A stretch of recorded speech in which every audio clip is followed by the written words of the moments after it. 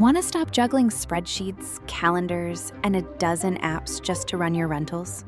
Logify makes it easy. It's an all-in-one toolkit for hosts. Build a direct booking website, automate guest messaging, and keep all your channels in sync. Running your rental business your way has never been simpler. And for Good Morning Hospitality listeners, you can get 20% off any yearly plan with code GMH20. Just check the link in the show notes to get started today. Hi, I'm Will Slickers, and you're listening to Good Morning Hospitality, and this episode is brought to you by our friends at Sojo.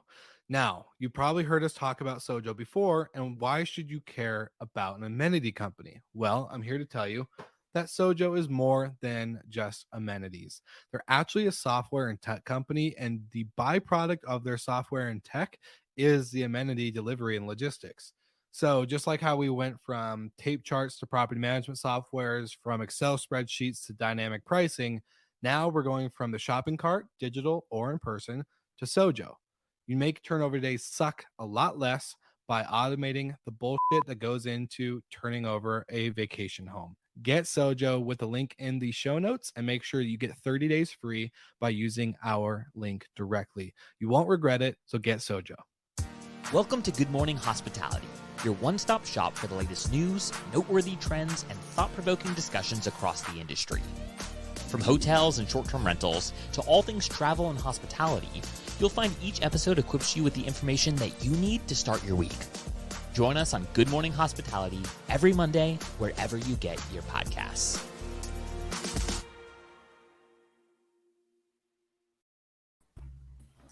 Good morning, you guys. Morning. Good morning, hospitality. I'm so sad that we're back to cameras. I really miss seeing you guys in person already. I was going to say the same thing, and I'm jealous of you Eastern Standard Time people. This is the best morning. I woke up, I got to go get some breakfast and have coffee, and it's 10 o'clock now, and I feel like I've already accomplished so much. So I know. I feel like now I can't really jealous. complain about getting ready in the morning, which I have been doing. Now that you know the truth. It feels like I only just got back, but that's also true. You did. So, Yes, you did. Yeah. Yeah. There's brain fog today. Apologies, but my flight out of Barcelona, me and Sir Jamie Lane, our fourth co-host, was canceled, and so we got to spend an extra day in Spain, mostly at the airport. Not even in Barcelona, but it wasn't just canceled. You got on the flight. Where were you hours. directed to? We were on the flight for 3 hours. And then they canceled it, rescheduled it for the next day at 10 a.m. And then 10 minutes later, it was at 11. And then 10 minutes later, it was at 12. And then it ended up stopping at 3:30.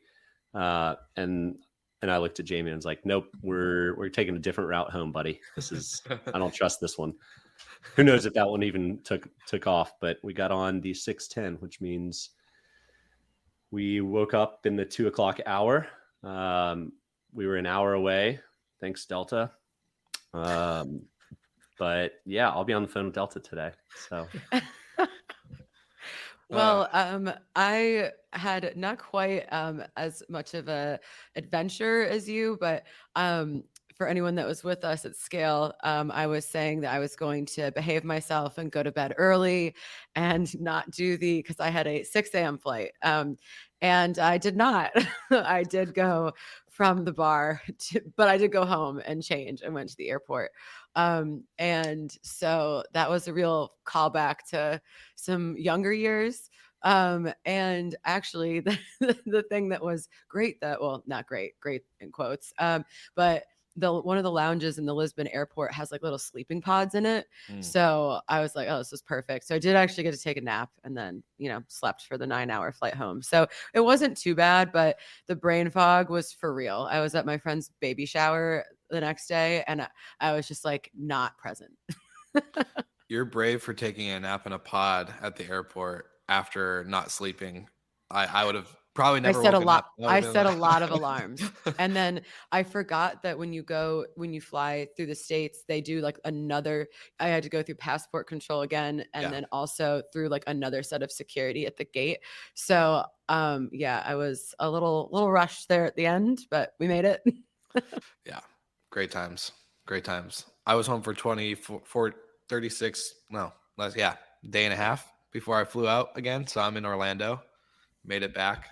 But nothing crazy on my end. I slept the whole way home. So that was nice. Oh, for we're a in the change. same state, so I close, know. but so far. I know. It's hot and humid here and it's about to rain. So I can't wait. Welcome to my life. Uh-huh.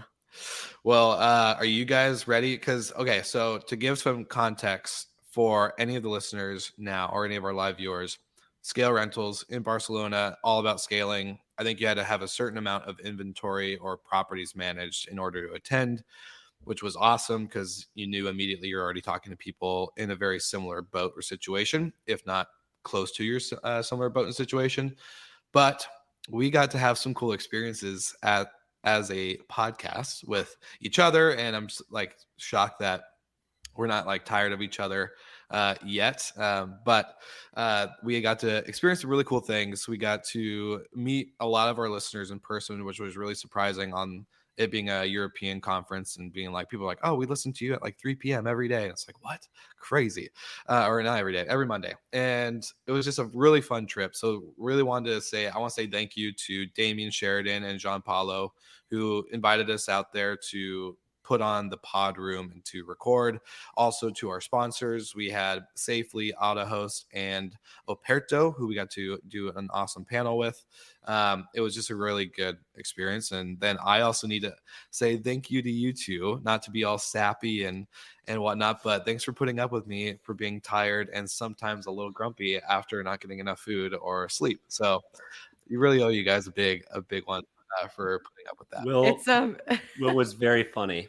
yeah, We had a good time with Will and his first time to Spain. So yeah. It was stories for when you see us in person. exactly.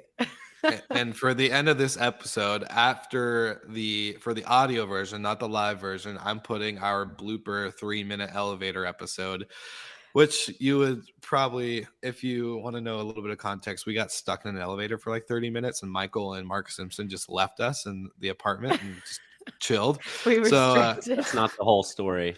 No, and it was one of those times where speaking Spanish really did come in handy.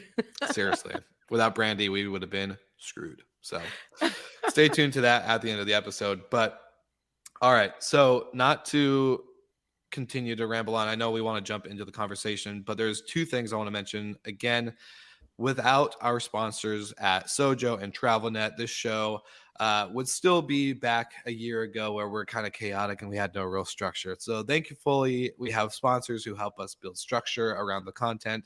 So Sojo and TravelNet, they are not only two great sponsors of the show, but they are also great companies to work with. If you are a vacation rental manager or a host, you need to get with them, figure out what solution works best with you. TravelNet has not only Track as a property management software, but they have Atlas and of course Rented from a recent acquisition. And they integrate with Sojo perfectly. So if you have 50 properties or more, you can brand all of your amenities, make it super smooth, and show off so you can earn also a bit more book direct when it comes to all of that good stuff. So thank you to our sponsors, and we will make sure that you guys get everything very special with a link in the show notes. All right, guys. You want to jump into today's conversation, which I think maybe we let Brandy kick off because she was the one that orchestrated this beautiful first night dinner. I'll walk us into it. So there we go. Okay. There we go. Bring it in. Hospitality takes a lot of different forms. You've got the hyper local restaurant or hyper local hotel or hyper local operator of short-term rentals.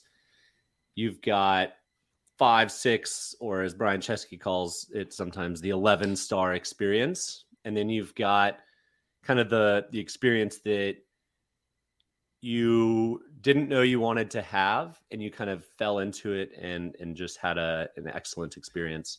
So on that, Brandy, if anyone knows her at least reasonably well. She is a big foodie and excellent cook. And so she picked out a restaurant for us on the first night. Brandy?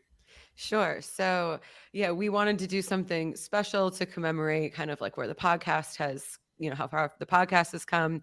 And so Barcelona has a lot of Michelin starred restaurants. There's, certain waves of cuisine have originated, and especially in this part of Spain. And so I did some research and picked out Oria, which is in this beautiful monument hotel.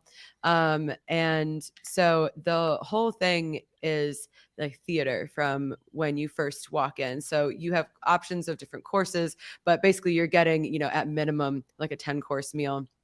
And everything is custom. Will has some allergies. So the menus that we had were custom for Will's allergies. And those had been printed out ahead of time.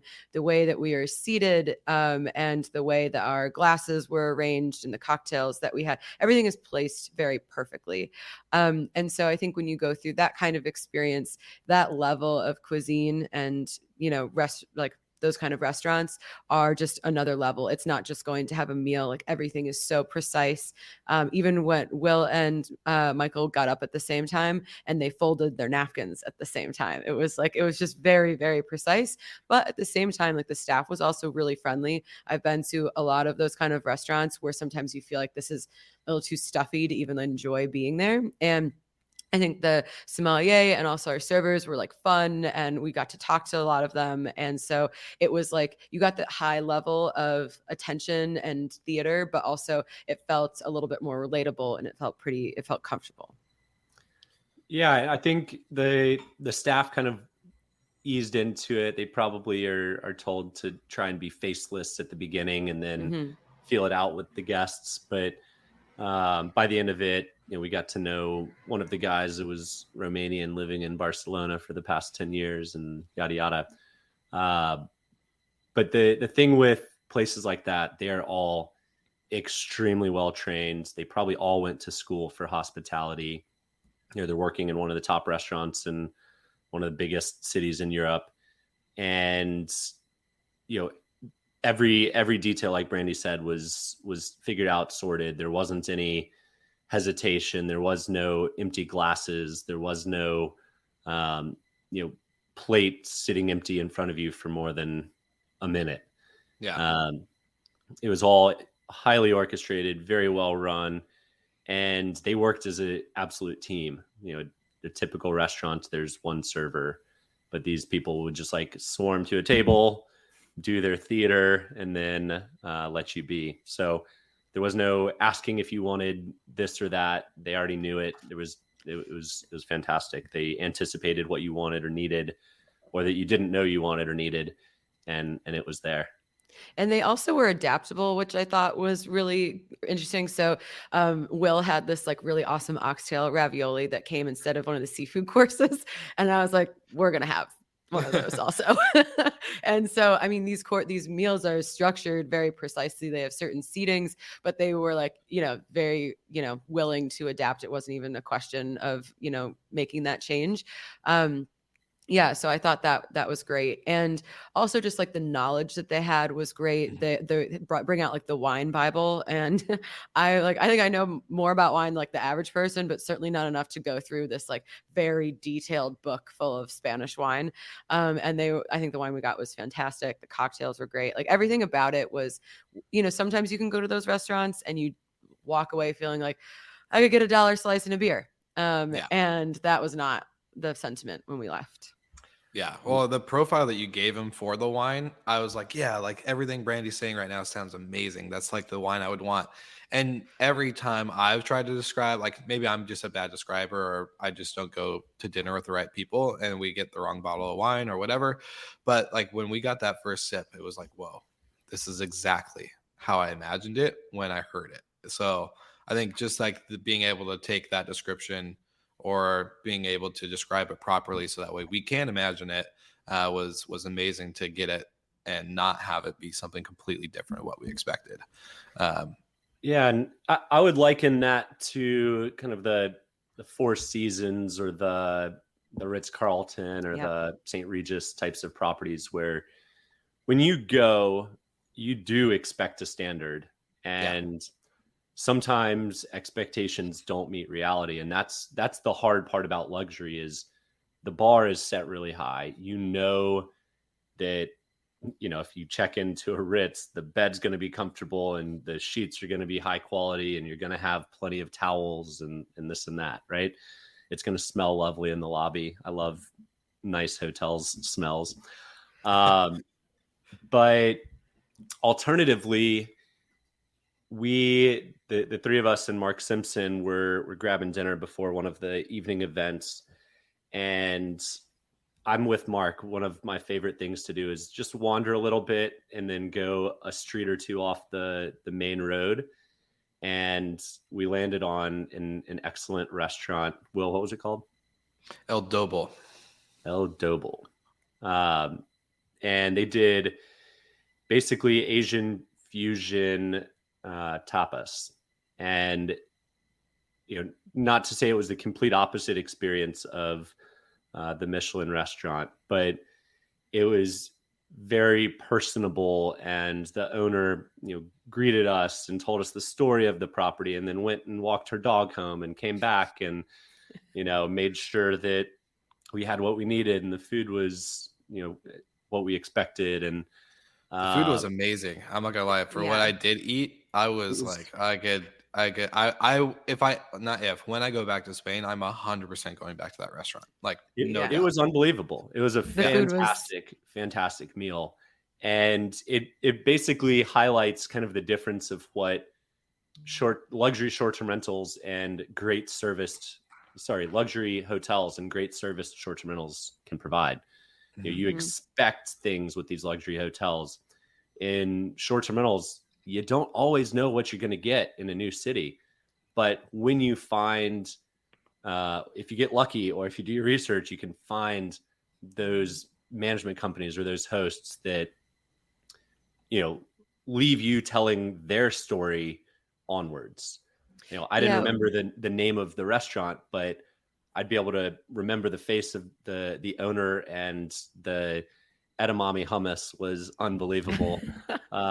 So Brand, if you nail that recipe, please let me know. I know it's on my list of things to try. It was so good. Well, I think that like there's been a lot of conversation in our industry and also at this conference about operators versus individual hosts. But this, like the second restaurant we went to, like really reminded me of when you get this kind of rare experience at, a rental.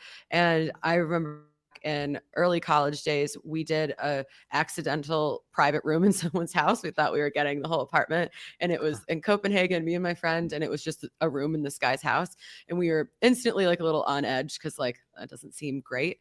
But it turned, he had bikes for us. He like recommended this chocolate fair. He got us into a really hard to get into club to go see Nico Jar. He told us about a trance festival in an old church. Like he totally made our whole stay with like all these really personalized little touches that we wouldn't have even thought of before. So I think like, when Michael's saying like, if you go to an Amman or a Ritz-Carlton or something, like there's really no room for error because you are paying so much and there's an expectation that's been set. But I kind of like when you can wander into these fun experiences.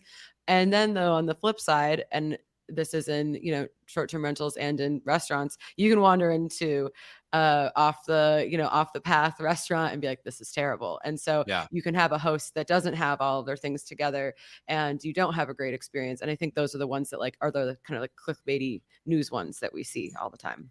When you're using hand towels as a bath towel. Yeah, something like that. I wanted to touch on this because the Friday before flying out, I think I left on what, Michael? We left on a Monday. Yeah, we left on Monday morning or a Monday afternoonish, and that Friday we had a conversation with some industry friends out in the world from short-term rentals and the professional vacation rental, traditional management type era, and a lot of the times there's this kind of conversation, or I don't know, pointing of the fingers where it's like us versus them, the host versus the VRM, and the VRM versus the host, etc. And the big thing for me was just like a takeaway of like seeing this Michelin rated restaurant version and this individual hole in the wall, and like legit hole in the wall. Like if you see our picture, We sat in a window. we sat in a window, and it was so great. It was so personal. And at the end of the day, Michael and I remember having a conversation, I think the next morning in the taxi ride to the airport, was both restaurants I would do 100% again.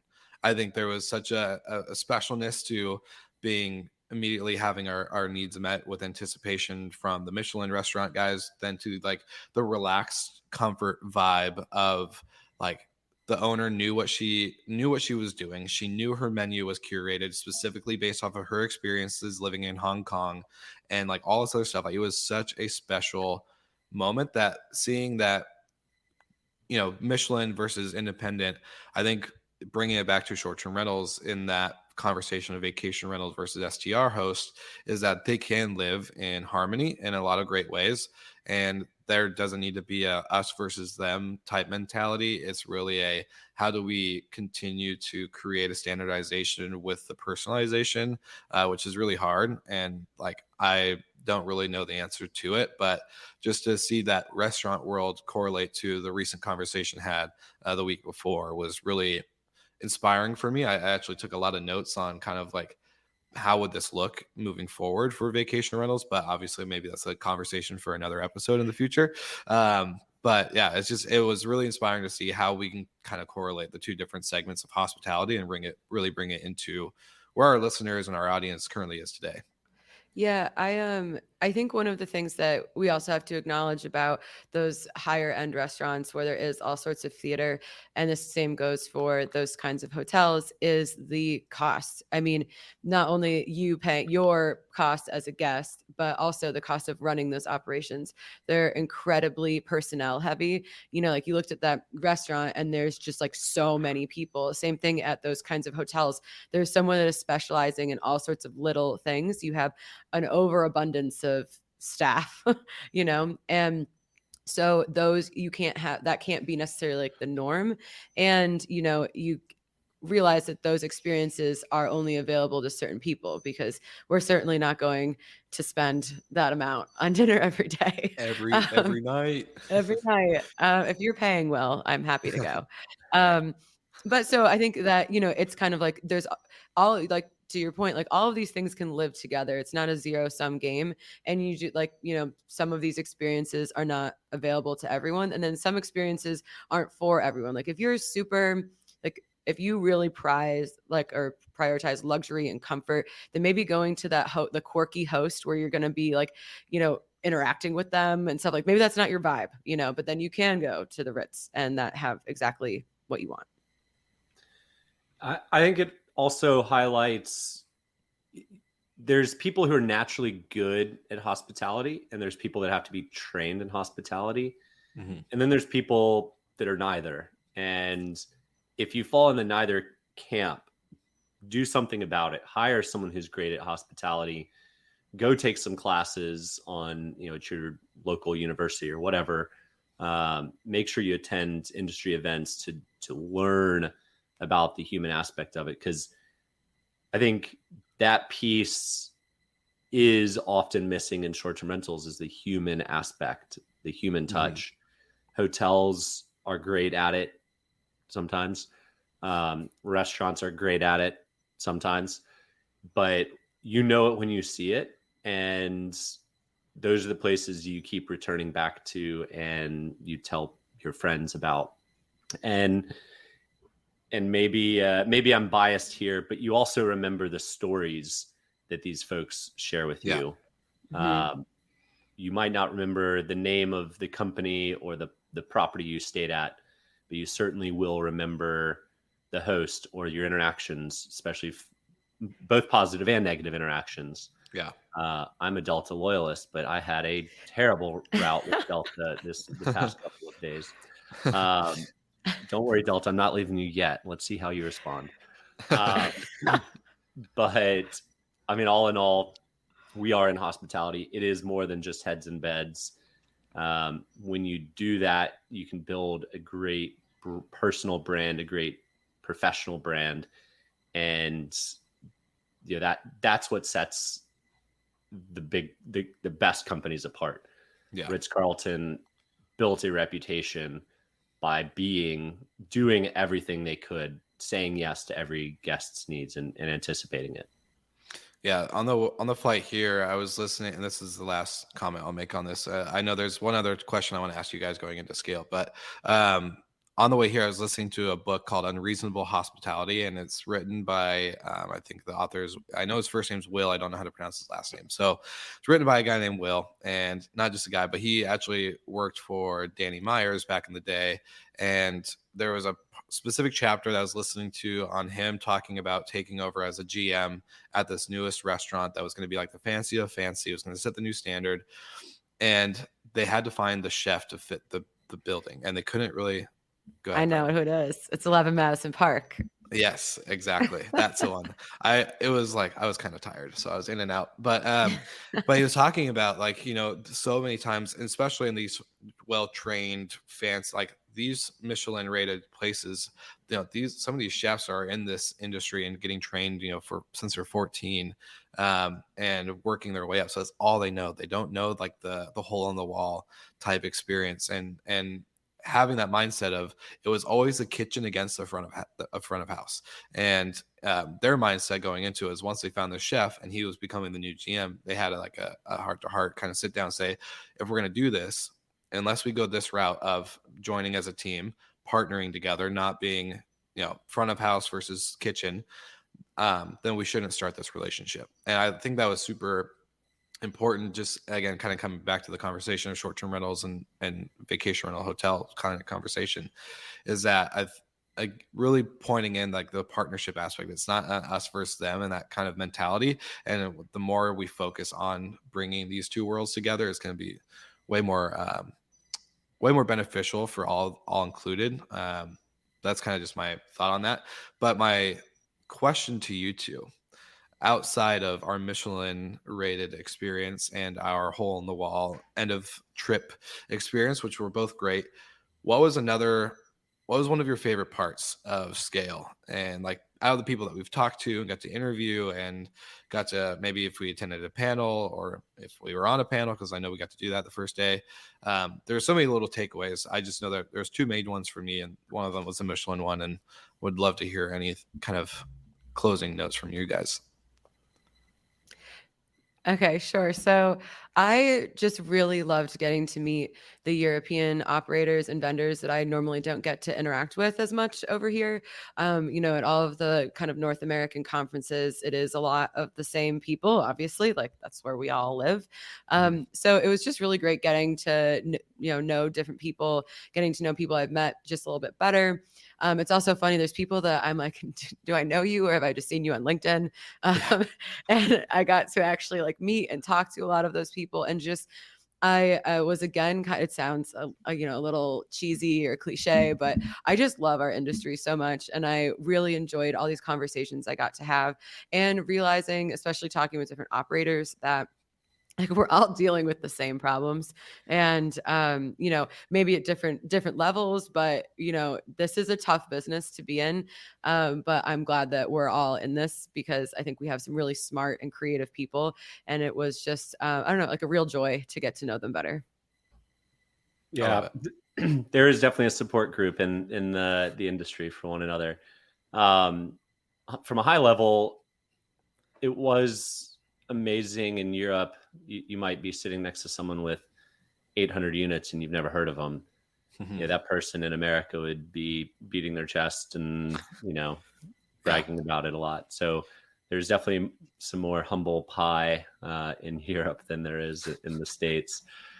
But I think the big takeaway for me, we had him on our micro series, Dave Cordner. The best way to brand is to put a face to the brand. Faceless brands struggle. It's harder to relate to a brand than it is to the face of the brand. And Dave has done such a great job. He's basically the ambassador to Belfast, and he's got 70 units, right? it doesn't take much for you to kind of raise your own personal bar, consistency and effort. But Dave's done a great job at that. And the takeaway from one of his talks was make sure you're adding yourself into your comms and your media and your socials, and that way, not only will you recruit or attract more guests, but you do that with more property owners as well. So shout out to Dave. What's up? Yeah, I guess we gotta get Michael get more social media stuff. I know. Were you volunteering? Will, you're definitely the face of this podcast, so we'll let you keep holding that title. Let's become rotating faces. How about that? That'd be great. I know we love to stick to our 30-minute timeline, and for the sake of the listeners and our audience who is very used to this 30-minute, but we've been going over the last maybe week or two. It's all good. We're just a couple minutes, but you guys ready to do a hospitality hotline before we wrap up the day? Yes, let's do it. All right, let's do a hospitality hotline. Here we go. Hey guys, love the show. This is John Sakaya from Topkey. We're an all-in-one financial operating system for vacation rental managers. We're doing a lot of hiring, so have two questions around that theme. Question one, as you've all hired lots of people across your careers, and I'm just curious, are there any specific interview questions that you've found to be consistently helpful to possibly uncover, or indicate whether a candidate will be a top performer? Or conversely, whether they, are someone who's not right for the job. And then my second question, kind of similar to that theme, is fast forward till after an employee starts. Are there any specific warning signs you have observed within, say, that first 30, 45-day period of hiring that person that, have consistently proven to show that the candidate maybe wasn't a good fit long-term? You hear a lot of people suggest that, it's important to not wait if someone's not working out, and possibly to let them go sooner than later. It's better for all sides. So just curious if you found any indicators that have helped you maybe ascertain that better. Appreciate it. Love the show. Love what you guys are doing, and looking forward to hearing your answers. Thanks so much. Yeah, Brandy, you've been on I think probably a more hiring spree than anybody else here. So I'd love you to kick it off. Sure. So I think that the questions, depending on what position you're hiring them for, but asking them to solve their take on real problems that you're having, and to see how much research have they done on your company. And so, for example, if you're hiring someone in your commercial or marketing department, what would you fix about our website, and have them list 5 things, because they should be able to do that, or they maybe should have already done that. Right. And then a shout out to Andrew Kitchell. He gave me a great idea actually at Scale about having them present their best idea. So kind of seeing what they've done in their career and how they would present that to you. And then really for me, personally, interviewing is my least favorite thing to do for hiring, not for podcasts. But because, people can tell you anything in a 60-minute interview. So I think that having in contracts, especially for higher level people, a 90-day, 3-month probationary period where you're like, hey, let's see how you actually work out. Are you a good fit with our culture and our values? Do you like us? Because that can also be the thing. They might not like working for your company after a couple weeks, a couple months. So I think building in, whether you want it to be a month, 2 months, 3 months, whatever you want, but building in that chunk of time so that you can see how well the person actually works with you. And then if it doesn't work out, you have a nice clean out. And to his point, definitely addressing those things sooner rather than later. I have definitely made that mistake of just not wanting to deal with maybe an uncomfortable situation, or maybe not realizing it, that they weren't a good fit until it was too late. So definitely kind of addressing that as soon as possible is, better for everyone. Agreed. What about you, Michael? Yeah. Interviewing in the past, it was always for similar types of people or roles. So those are really easy. But when you start interviewing for roles outside of your expertise, it's pretty hard. we hired a historian, and that was the first historian interview I had ever done. And I spoke to maybe 10 different people, and ultimately, a historian, they're not front of house. They don't need this big gregarious personality, which I'm used to hiring for in biz dev or sales. And so the little mini task of like, how do I get in your head a little bit? We just gave them the top 3 or 4, just a little article of give us the history of this place and see how they perform. Startups, you can tell really quickly if someone's going to belong or not. And I'm same question as you, Brandy, like, or statement. If they haven't done any research and know nothing about you, they're not a good startup fit, period. If they're not willing to do a little bit of homework on their own and research it, there's just zero chance that they're going to be a good fit for you, because you need self-starters in startups. You need people who will jump in without being told what they need to do and just do it. So, and then on the sales biz dev side, my favorite question to ask is, are you a morning person or a night person? It's interesting to see most really good sales biz dev people are going to be morning people. Not all, but it is a good bellwether for, it's just a fun question to ask too. I like it. For me, I would say, just to make it really short, I've hired back in the day of like 2018, and I was a very much different manager and leader at the time. And I was also given the hiring guideline, basically the job description, the duties, all the stuff. And like, I was a very much different leader. So I sucked at interviewing. I was more about personality than experience and quality and all the other stuff. Today, I've always said this. I've gotten very lucky with my hires. Claire and Michael, shout out to them. When I hired them for HFM, employee number 1, employee number 2, they have been with me side by side, and like very much like just, it was such a perfect fit. And I think I was talking to my business coach the other week on going into, I'm looking to hire more people and just getting really, like, I've never built out job descriptions before and duties and day-to-day and, how to put personal and business goals together for them and kind of build a track path.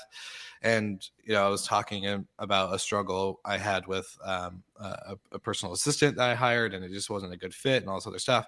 And then I was like, I even asked her about our core values and our mission statement and all this other stuff in the interview. And he's like, why are you asking her about the stuff that you've created when you need to find out if her natural instinct is to already align with those, instead of like asking if she aligns with them?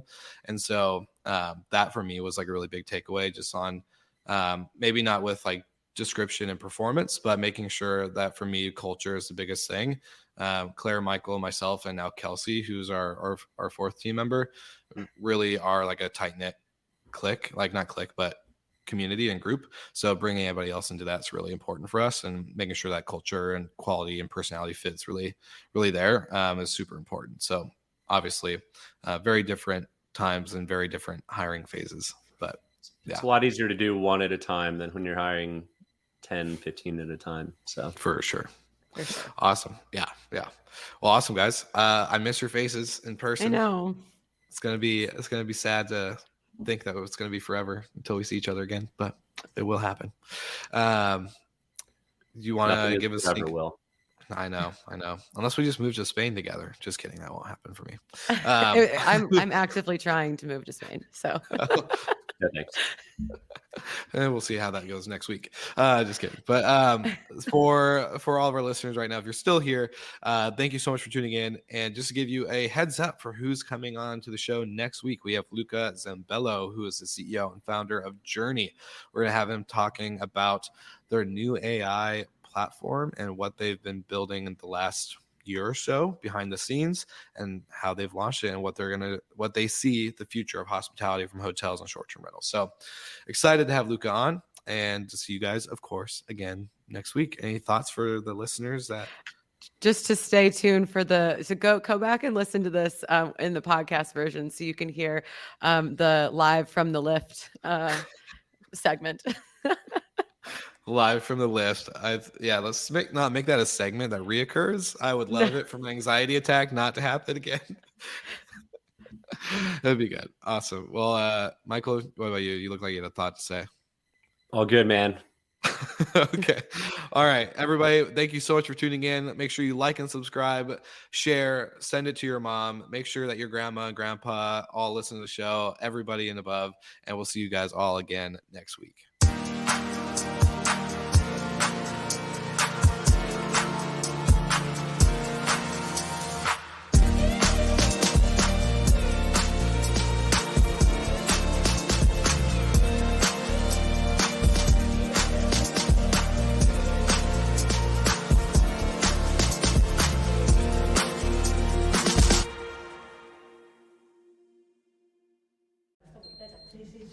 All right, guys, welcome back to another episode of Good Morning Hospitality. I'm your co-host, Will Slickers, and today I have my other co-host, Brandy Canali. And guess what? You hear that beeping in the background? We're stuck in an elevator in Spain, and we have two amazing guests here. One, which was a past co-host of the show. Welcome back. Nice to be here. Well, not in this place, actually, where we are now. Stuck in an elevator, which is less than 80 by 80 centimeters. Michael Ross, the one and only. And then, of course, Gernot from AGL Atelier. Look at that. We got the AGL team up in here. I'm suffering right now. Are you guys suffering? I'm not suffering because I maintain calm in stressful situations. And how can hospitality providers prevent this? Well, all your signage. your signs in your elevators should actually dictate the maximum amount of people that can be in an elevator. The current number says 4, and there are 4 people in this elevator. Yeah. Also, we are in Spain, so rules are a little bit more like guidelines and suggestions. Someone Yelled at us and said that we should have known that only 3 people were supposed to be in this elevator when we have, in fact, ridden this elevator with 4 people before. So, it's just another fun adventure abroad. What do you have to say about it, Michael? I'm sweaty. Fair. I'm curious. I am very sweaty. Yes, well. Gernot, from an AJL perspective, when you guys are consulting with operators, what's the kind of like conversation around safety? Oh my God, the lights just turned off. Okay, and it's okay. Yes, that's the excitement factor that I really like to have, in situations like this. And what we always recommend is bring somebody in Spain if you're stuck in an elevator, or if you're about to get stuck in an elevator, bring somebody that speaks Spanish. Usually the guidelines that we hand out to are more like, if girls call the fire department, they usually are at least 30 to 40% quicker. That's the benchmark. And if you say you have 4 girls in an elevator, and I think we tried hard, but it didn't really work, right? I didn't get that memo when I was calling the elevator company. Yeah, and the good thing is right now somebody speaking Spanish fluently as you do, and then on top of that, bring somebody with a calm voice, and we found this all in one. Thank you. I appreciate it. Yeah, but only if she read her email about the 4 girls in an elevator type thing. That would have been way better. I don't think that was in the show notes, Will. Sorry, your producer was having a panic attack. He can't freaking breathe. Yeah, the lights going off is a nice touch. We do have illumination via cell phones because we live in the modern world. What would have been really helpful is if we had a fucking beer. Oh my Or God. oxygen. We have oxygen because we have the elevator. Well, we have oxygen for 5 minutes. So this show won't take longer. So, we lights have goes power on. back. Okay, shut the doors. Shut the doors. Yes. Okay. Oh my God. I think we have life. Please don't touch. Thank God. Want to stop juggling spreadsheets, calendars, and a dozen apps just to run your rentals? Logify makes it easy. It's an all-in-one toolkit for hosts. Build a direct booking website, automate guest messaging, and keep all your channels in sync. Running your rental business your way has never been simpler. And for Good Morning Hospitality listeners, you can get 20% off any yearly plan with code GMH20. Just check the link in the show notes to get started today.